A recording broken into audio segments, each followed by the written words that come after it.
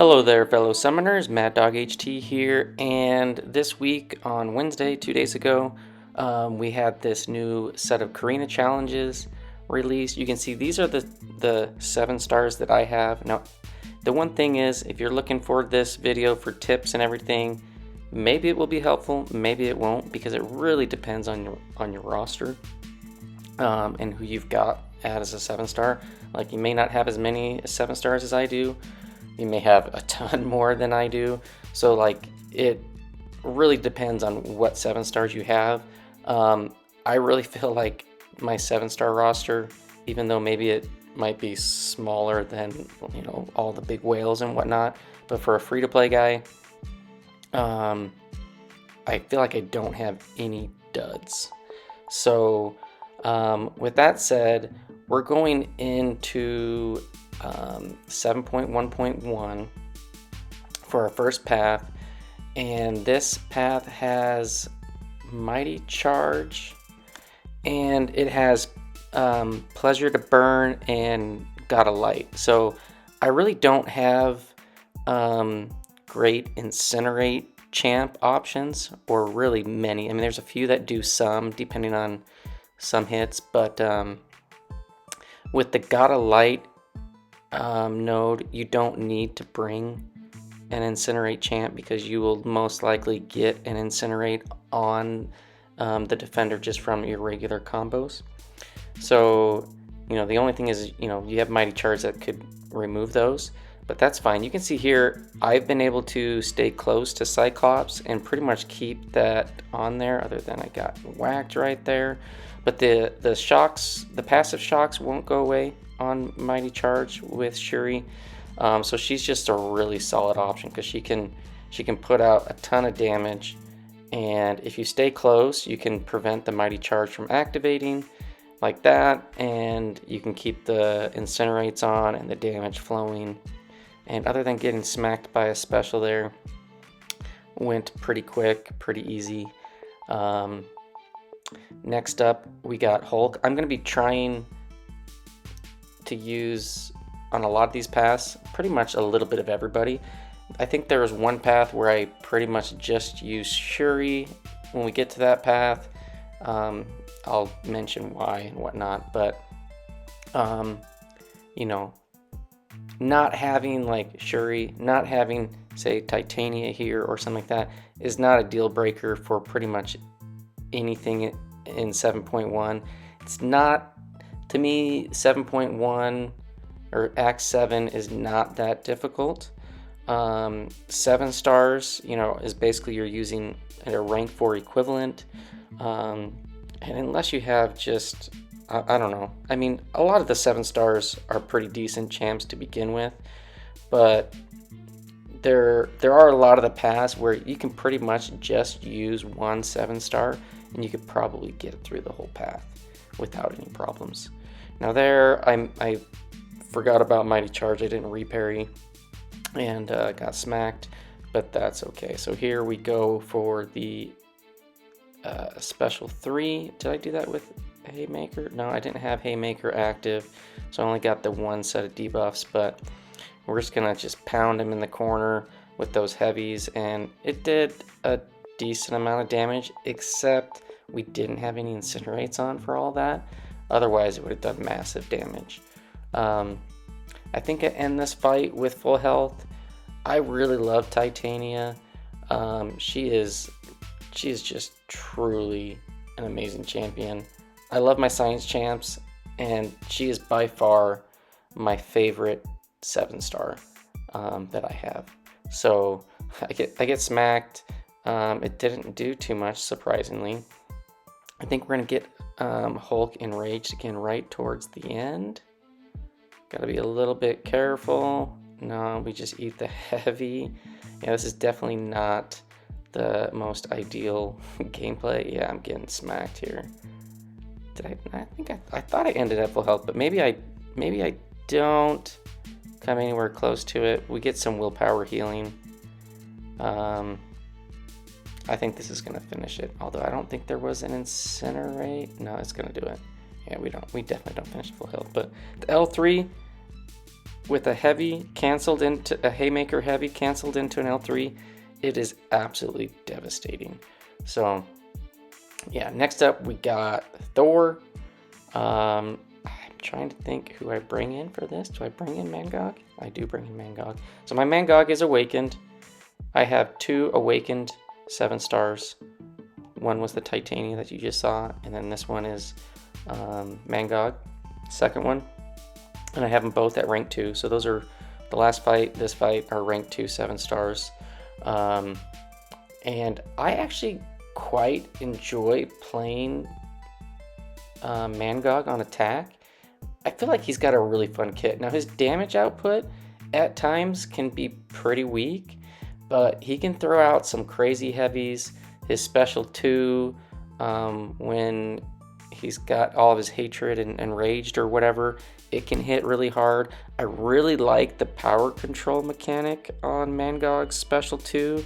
So you can see he has just like basically how it works is if you throw a special, any power that they have above whatever bar they have, you get back.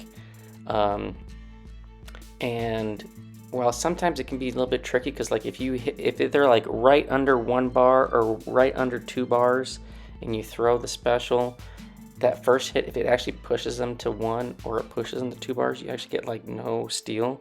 So they have to be just a smidge under 1 or 2 bars, and then you'll get a full drain on that bar, and you'll receive it, which is pretty dope in my mind. I think right here we're gonna get a decent drain. I think I was trying to line up getting an incinerate on him, and there he does. There, he got it finally. So we're gonna do a special 3 instead. Special 3, you do get a regen. Nullify it like all the debuffs or up to 10 debuffs, or not debuffs, 10 buffs on the opponent. I can't remember if it's all of them or if it's 10.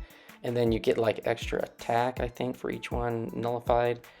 There are no buffs in this fight, but you know, we got the regen. Heal back some of my crappy gameplay, get hit in the face damage. But yeah, I don't know. I really like this guy. He's really fun. In Battlegrounds, I really haven't used him much, maybe once or twice on attack. He does really well on defense. I mean, obviously there are counters to him, but for certain metas and stuff, he's tanky, very tanky. He can be annoying.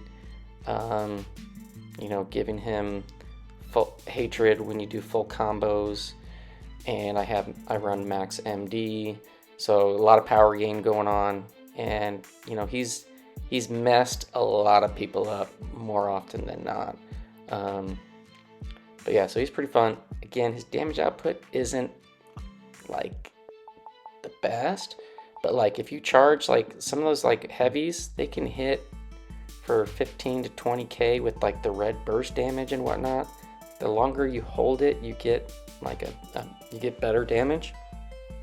And you have to have some hatred to like expend to get that armor break. But yeah, so this obviously this wasn't the fastest fight, but you know, I'm just trying a little bit of everybody. And as you know, the one thing I think the reason why I chose Mangog for this one is just if I got in a pickle with the power gain of Thor rags, that I could potentially steal some of the power. I think I've been fairly unlucky with getting some hits in with, see, like right here we got the power gain going, and luckily we can turn it off, and I think he's gonna be dead. Yeah, there we go. But yeah, I can power control when needed. All right, next up, Diablo. I think I go back into this one with Titania. I think I end up not using my Storm at all on this whole path, which is actually kind of unfortunate, because she's a lot of fun too. I just like using a little bit of everybody. And the one thing I really like about this challenge, other than like it's forcing you to use 7 stars, you know, I am not a player that just likes to go and like herc everything, or pretty much anything content-wise. I mean, I will use him occasionally, but to me, like, I kind of like the challenge. I like the challenge of the pass. I like the challenge of like looking at the 6 pass and picking out one that I feel my champs can do, and you know, use a little bit of everybody, because that's what you got champions for. Now there, we do a heavy cancel. I missed even trying to do the reparry from the Mighty Charge. I just forgot about it. But here we got debuffs going, and we're just gonna spam the heavy and just tons of damage. I go for an extra one there when I probably could have gotten a special thrown on me, because all those well, the debuffs were still up, but yeah. Anyways, he's dead. Titania, she's amazing.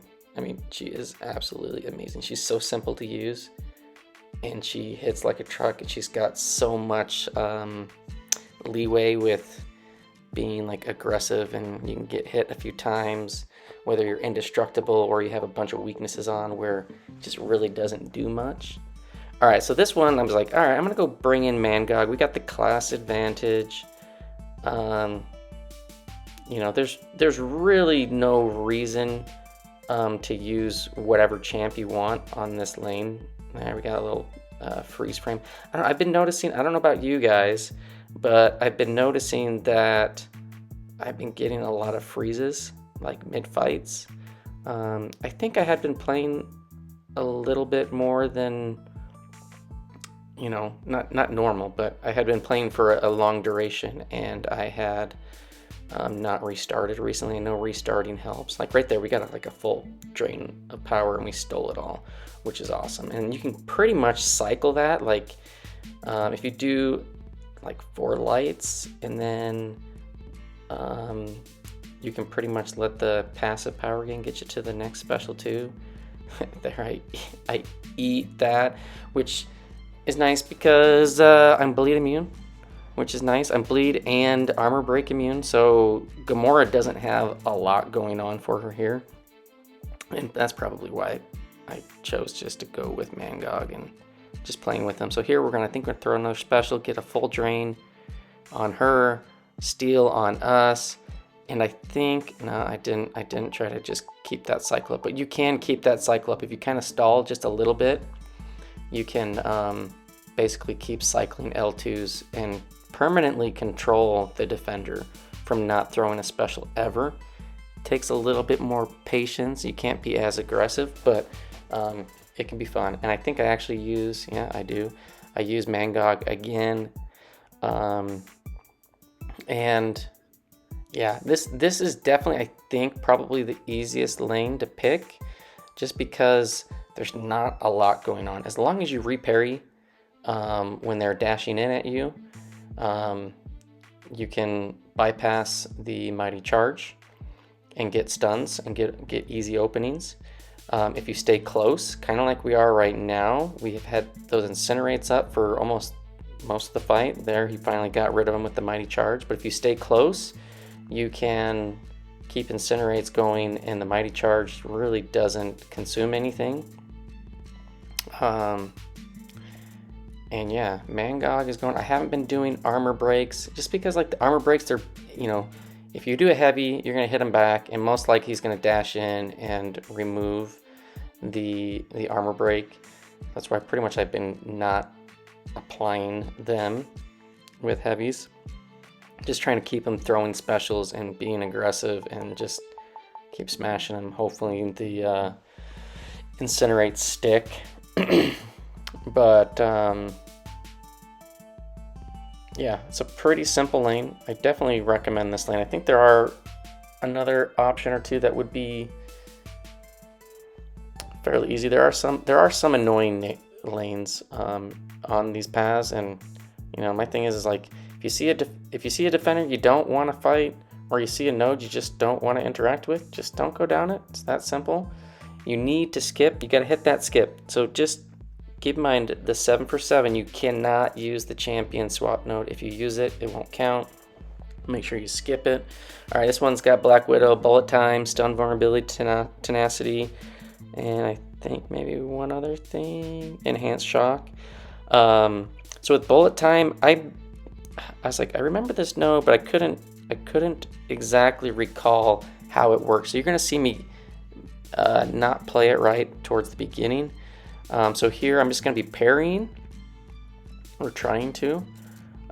She starts off, you know, she has a couple of evade charges, and I think I'm gonna try to hit her, and she of course auto evades it, and I'm like, wait, what am I supposed to do? And you're supposed to dex, so you're supposed to parry, and then if you dex, yeah, don't hit it, don't ever hit into those evade charges unless you have a champ that can bypass evade.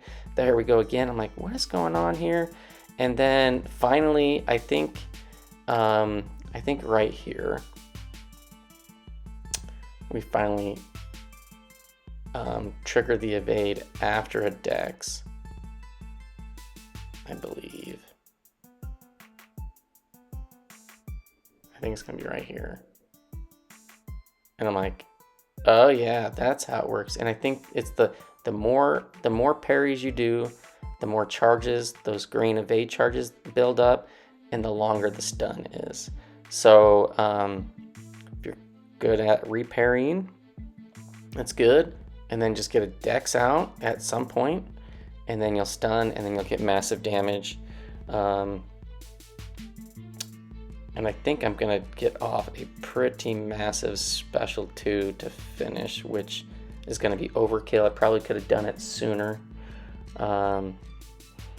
But yeah, just parry, and then yeah, I'm not gonna hit her there because I don't want to push her to special 3. I don't have enough power to get to special 2. Probably I did, but it wouldn't have been under the stun. All right, so I'm at special 2, and I think I'm just gonna get a dex off if I can. There we go, and boom. I don't know how big that was, but those ones crit at the end, 100-something thousand. So yeah, and then here's the other mistake that I did. So I moved over, and I saw that notification pop up, and I jump over, and I'm like, wait a second. Go check my challenges. You can claim it. So once you defeat the boss, go and claim, whether you hit it on the screen or you come to the Carina challenges thing, claim it, and then go exit. You don't have to spend the energy to finish the map. You just have to beat the boss, claim it, and you can exit. And you can exit anytime after you hit the boss. You don't have to exit and then claim, or claim and exit. Just defeat the boss and then just get out of there. Don't use the extra energy. Don't waste it. Use it for the other pass. Hopefully this helped. Thanks for watching, and I will see you guys in the next one. Peace.